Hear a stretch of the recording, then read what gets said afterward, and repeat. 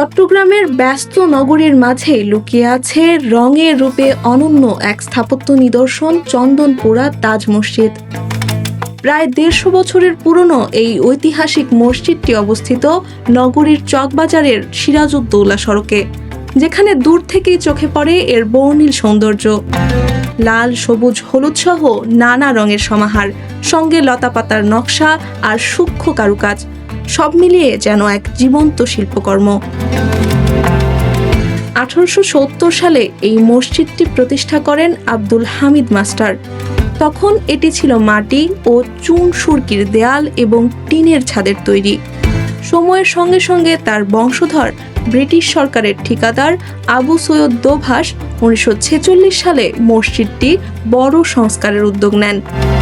কলকাতা থেকে দক্ষ কারিগর এবং দিল্লি সহ ভারতের বিভিন্ন স্থান থেকে নির্মাণ সামগ্রী এনে প্রায় ৫ লাখ টাকা ব্যয়ে নতুনভাবে গড়ে তোলেন এই দৃষ্টিনন্দন মসজিদ।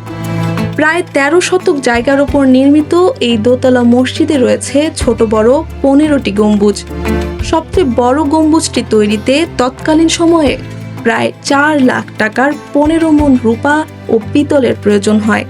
প্রতিটি গম্বুজে ওঠার জন্য রয়েছে আলাদা সিঁড়িও, যার চারপাশে লেখা আছে জান্নাতের সুসংবাদপ্রাপ্ত ১০ সাহাবীর নাম। একসময় যখন মাইকের ব্যবহার ছিল না, তখন ৪ তলা সমান উঁচু মিনারে উঠে দেওয়া হতো আজান।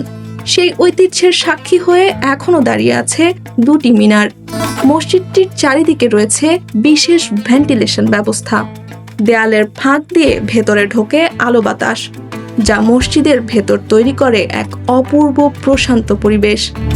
চট্টগ্রামের অন্যতম ঐতিহ্যবাহী স্থাপনা হিসাবে চন্দনপুরা তাজ মসজিদ শুধু একটি ইবাদতের স্থান নয়, এটি শহরের ইতিহাস, শিল্প আর সংস্কৃতির এক উজ্জ্বল প্রতীক।